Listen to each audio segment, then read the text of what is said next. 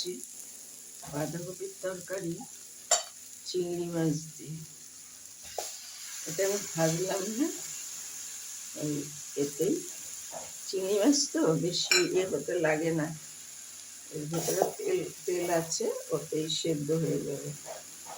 আমি বাঁধাকপিটা ফোড়ন দিয়েছি জিরে, আর এর মধ্যে আমার লঙ্কা, হলুদ, আদা, জিরে, ধনে দেওয়া আছে।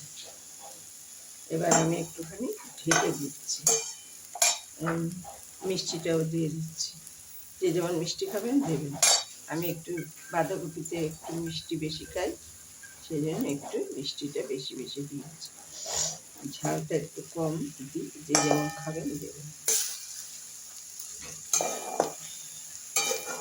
এবার আমি ঢেকে দিচ্ছি, মাছটা সেদ্ধ হয়ে যাবে। ঢেকে দিচ্ছি, দিয়েছিলাম। এবার আরেকটু লবণ দিয়ে দিলাম। মাছের লবণ মাখানো হচ্ছে, জল নিংড়ে রেখে দিয়েছিলাম।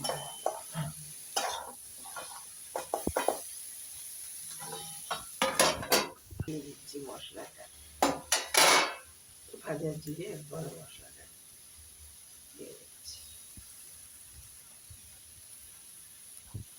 যার যেমন লাগে দেবেন, যদি কারো ইচ্ছে না হয় ভাজা জিরে।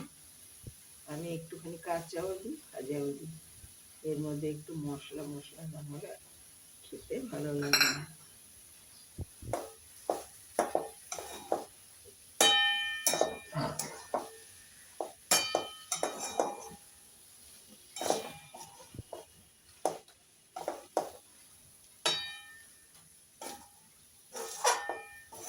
এবার আমি একটু ঢেকে দিচ্ছি। এটা আমার হয়ে এসছে চিংড়ি মাছ দিয়ে বাঁধাকপির তরকারি। ভালো লাগে লাইক, শেয়ার করুন, সাবস্ক্রাইব করুন, আমার পাশে একটু থাকুন।